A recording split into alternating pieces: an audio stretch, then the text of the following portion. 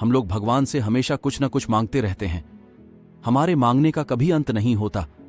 कई बार हमारी मांगी मुराद पूरी होती है तो कई बार ऐसा लगने लगता है कि प्रार्थना बेकार जा रही है, भगवान हमारी सुन ही नहीं रहा है। जबकि सच ये है कि भगवान हर किसी की सुनते हैं और सभी की झोली भरने की कोशिश करते हैं। लेकिन जब झोली भरी हो या आपको भरी झोली को खाली करने का तरीका नहीं मालूम हो तो भगवान यही सोचता है कि इसे देने का भी क्या फायदा। अगर आप वस्तुओं का उपयोग समुचित प्रकार से करेंगे तो निश्चित ही आपको आपकी मांगी गई चीज मिल जाएगी। लेकिन अगर आप उपयोग करना ही नहीं जानेंगे तो वस्तु लेकर करेंगे क्या। इस संदर्भ में एक रोचक कथा है। भगवान बुद्ध के एक शिष्य ने कहा, प्रभु, मुझे आपसे एक निवेदन करना है। बुद्ध ने उसकी ओर देखा जैसे कह रहे हों कि पूछो। शिष्य ने कहा कि मेरे वस्त्र पुराने हो चुके हैं, अब ये पहनने लायक नहीं रहे, मुझे नए वस्त्र चाहिए। बुद्ध ने शिष्य के वस्त्रों की ओर देखा।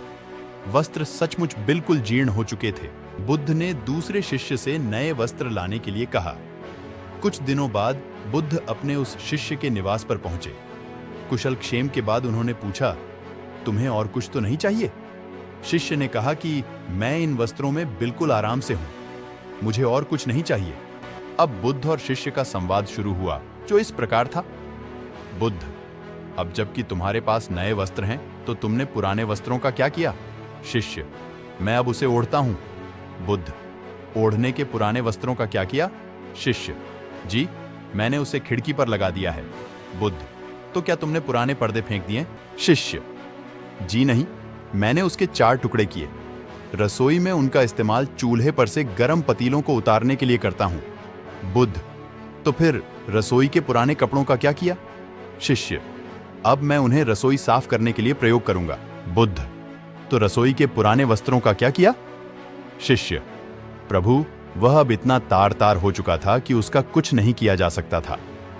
मैंने उसका एक एक धागा अलग करके बातियां तैयार कर लीं। उन्हीं में एक से कल रात आपके कक्ष को प्रकाशित था। बुद्ध शिष्य के इन उत्तरों से संतुष्ट हो गए। वे प्रसन्न थे कि उनका शिष्य वस्तुओं को बर्बाद नहीं करता और उसमें समझ है कि उनका उपयोग किस तरह से किया जा सकता है।